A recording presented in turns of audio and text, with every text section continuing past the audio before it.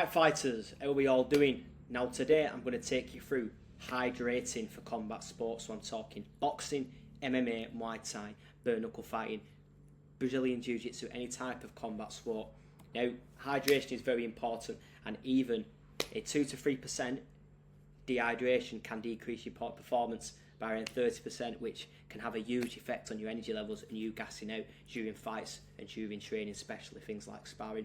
So what does hydration actually do for the body? It increases your energy levels. It's good for your power output, so repeatedly getting harder punches and doing them more often, and it helps you to keep that intensity and workload up. It helps lubricate your joints, so that fluid going around your body helps to make your joints easier to move. You're more flexible and you can just move around easier. You can get into your flow. Okay, it's really good for protecting your brain against injury. The more fluid that you've got in your brain, the more fluid that's retained up here, the less likely you are to take blows and take any type of trauma when you're getting punched in fights, because let's be honest, you're going to get punched if you're in some type of combat sport. Now, being dehydrated essentially means that your body is lacking the adequate amount of fluid for protection, and obviously this can mainly result in head injuries, and if you're unlucky and your opponent, like I say, catches you a good shot, it can be dangerous and fatal. So we need to make sure we're putting some strategies in place so you don't dehydrate and you've actually got the necessary amount of hydration that you need. Now, the average person will need between 1 and 2 litres, but this isn't enough. It's very generalised and basic information. This is for the everyday public, but we're looking at combat sports where we're training intensely and we're doing fighting sports. So the ranges that you need to be going for is a baseline. So you want to be going for around 35 to 40 mils per kilogram of body weight per day, and that is an absolute minimum. That's what you need as the minimum requirement. Anything above that is a bonus. Obviously, it's going to depend on a variety of different factors such as your age, your height, your weight, you know, what kind of climate you're in. So like here I'm in Bangkok in Thailand, most likely you're going to need a lot more fluid because you're going to be losing a lot more through sweating, just normally walking around even in the sun. But think about it like this: if you're training, you're going to be losing even more fluid on top of it, so it's essential that you know how to replace it the right way. Now, essentially 1 litre of fluid lost through training, basically you've lost 1 litre of weight, basically means you need to replace 1 litre of fluid.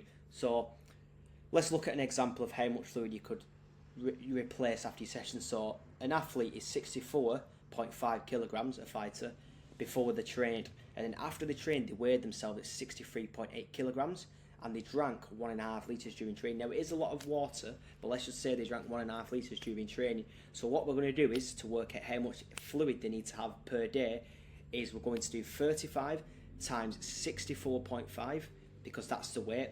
That equals 2.257 litres, and the reduction in body weight is 0.7 kilograms, so that's how much they lost during the session.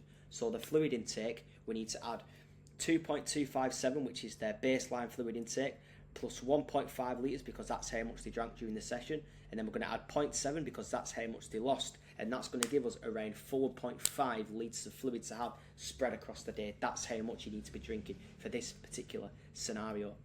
Now, the most important thing when it comes to hydration is not drinking water, it's actually getting the necessary amounts of electrolytes in. Electrolytes are essential because when you drink water, you don't actually hold on to the majority of the fluid. But when you have electrolytes, your body actually retains that fluid, it holds on to it, and it keeps them within the cells. So basically you don't lose fluid, you keep on to more rather than peeing it, because that's what would happen if you drank too much water. So what you need to realise is how much your body needs of these electrolytes. So I've got the requirements on the screen here. So the main electrolytes, you've got your sodium, your potassium, you've got your calcium, magnesium.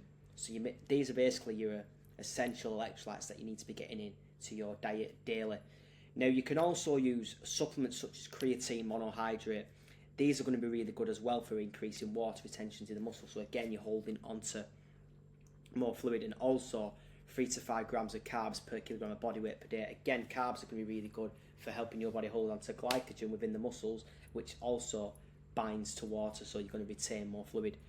So in terms of actually taking the creatine as well, in how much you need to be taking, 20 grams per day is what we want to do to first to load up. We want to do that for around 7 days, 5 to 7 days, which is going to give your body the necessary amount of creatine it needs. We're going to saturate the cells, and then we're going to bring it down to 4 to 5 grams per day to maintain them creatine stores within the muscles and the brain. So in terms of some of the actual hydration products that you can be using, we've got a list of them on the screen here. So you've got Himalayan pink salt. It's really good for containing adequate amounts of potassium, magnesium and calcium. You've got Celtic sea salt, again another pure sea salt. You don't want to be going for these regular table salts with loads of bulking agents and crap filled inside them. So the Himalayan pink salt and the Celtic sea salt are going to be really good. So with the Celtic sea salt, high in sodium again, potassium and magnesium. It's got all the electrolytes that your body needs. You've also got raw cold pressed coconut water. This is really good for getting your potassium requirements hit daily. You've also got your electrolyte tablets. So you've got these Science in Sport electrolyte tablets on here. It doesn't have to be these. You could also use different brands. You could use a powder. It's just important that you know you're getting the necessary amounts of sodium, calcium, potassium and magnesium. Okay? You can also go for some sports drinks, which are going to be really good for the carbs, and obviously they're going to have smaller amounts of the electrolytes involved as well. So your Lucozade, high in glucose and fast acting carbohydrates, which are going to digest really fast. Again, it's going to store within their muscle cells as glycogen, and that's going to attach to the water to help hold on to more fluid. You've also got your Lucozade Sport, which is again high in fast acting carbs, mainly glucose. You've also got your Gatorade, another type of sports drink, which is high in your simple sugars and fast acting carbs. And you've also got Pedialyte, and this is a good solution which has got some carbs in it, but is really high in sodium and potassium. This is usually very good for replacing fluid after a session. We've got a couple of other products here on the screen. So you've got electrolyte powders. You've got a bulk electrolyte powder. Again, doesn't have to be this one. This is just the example I've been using. Again, it's got all the essential electrolytes, your sodium, potassium, calcium and magnesium. You've got Hydrate as well. Again, this is going to give you a rapid replenishment of your electrolytes. It's going to be good pre and post training. You've got Diorolite.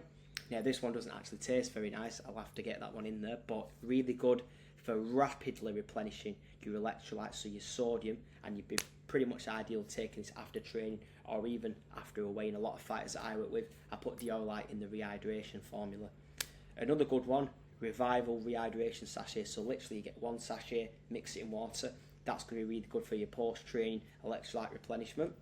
And that's it, guys. Now, I hope this information has helped. I hope you now know how to hydrate for combat sports, how to rehydrate, and you can apply this information so that you can hydrate your sessions and you can take your performance to a completely different level, okay? Now, if you like this information, you want some more nutrition and diet tips for combat sports,